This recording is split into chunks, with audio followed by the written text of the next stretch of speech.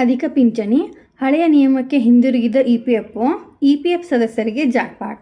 ನಮಸ್ಕಾರ ಸ್ನೇಹಿತರು, ಉಪಯುಕ್ತ ಮಾಹಿತಿ ಚಾನಲ್ಗೆ ಸ್ವಾಗತ. ಇಪಿಎಫ್ಒ ನೌಕರರ ಪಿಂಚಣಿ ಯೋಜನೆ ಸಂಬಂಧಿಸಿದಂತೆ ನೌಕರರ ಭವಿಷ್ಯ ನಿಧಿ ಸಂಸ್ಥೆ ಮಹತ್ವದ ಹೆಜ್ಜೆ ಇಟ್ಟಿದ್ದು, ಪಿಂಚಣಿಯ ಹಳೆಯ ನಿಯಮವನ್ನು ಪುನಃ ಸ್ಥಾಪಿಸುತ್ತಿದೆ ಎಂದು ಹೇಳಲಾಗುತ್ತಿದೆ. ಇಪಿಎಫ್ಒದ ಈ ಕ್ರಮದಿಂದ ಲಕ್ಷಾಂತರ ಇಪಿಎಫ್ ಸದಸ್ಯರಿಗೆ ಹೆಚ್ಚಿನ ಪಿಂಚಣಿ ದೊರೆಯಲಿದೆ ಎಂದು ನಿರೀಕ್ಷಿಸಲಾಗಿದೆ.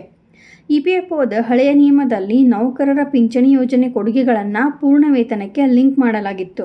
ಇದು ಇಪಿಎಫ್ ಸದಸ್ಯರಿಗೆ ಪೂರ್ಣ ಸಂಬಳದ ಆಧಾರದ ಮೇಲೆ ಪಿಂಚಣಿಯನ್ನು ಒದಗಿಸುತ್ತದೆ.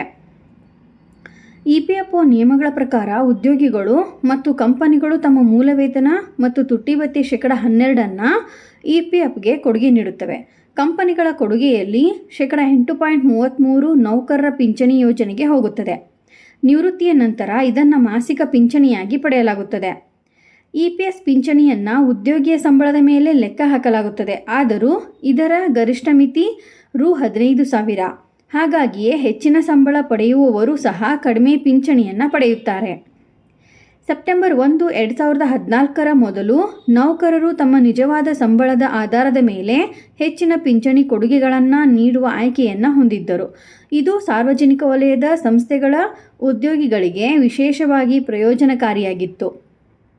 ಆದಾಗ್ಯೂ 2014ರಲ್ಲಿ ಸಂಬಳ ಮಿತಿಯನ್ನು ನಿಗದಿಪಡಿಸಿದ ನಂತರ ಈ ಹೆಚ್ಚಿನ ಪಿಂಚಣಿ ಆಯ್ಕೆಯನ್ನು ನಿಲ್ಲಿಸಲಾಯಿತು. ಇದೀಗ ಇಪಿಎಫ್ಒದ ಪಿಂಚಣಿ ಹಳೆಯ ನಿಯಮವನ್ನು ಪುನಃ ಸ್ಥಾಪಿಸುವ ಕ್ರಮ ಎಲ್ಲರಿಗೂ ಹೆಚ್ಚಿನ ಪಿಂಚಣಿ ಒದಗಿಸುತ್ತದೆ ಎಂದರ್ಥವಲ್ಲ. ಈ ಹಿಂದೆ ಹೆಚ್ಚಿನ ಪಿಂಚಣಿ ಕೊಡುಗೆಗಳನ್ನು ಆರಿಸಿಕೊಂಡಿದ್ದ ಚಂದಾದಾರರು ಈ ಹೊಸ ಕ್ರಮದಿಂದ ಪ್ರಯೋಜನ ಪಡೆಯುತ್ತಾರೆ. ಅರ್ಥಾತ್ ಇಪಿಎಫ್ಒದ ಈ ನಿರ್ಧಾರದಿಂದ ನಿರ್ದಿಷ್ಟ ನೌಕರರಿಗೆ ಹೆಚ್ಚಿನ ಪ್ರಯೋಜನವಾಗಲಿದೆ ಎನ್ನಲಾಗುತ್ತಿದೆ. ಇದೇ ರೀತಿ ಮಾಹಿತಿಗಾಗಿ ನಮ್ಮ ಚಾನಲನ್ನು ಸಬ್ಸ್ಕ್ರೈಬ್ ಆಗಿ ಮತ್ತು ಶೇರ್ ಮಾಡಿ.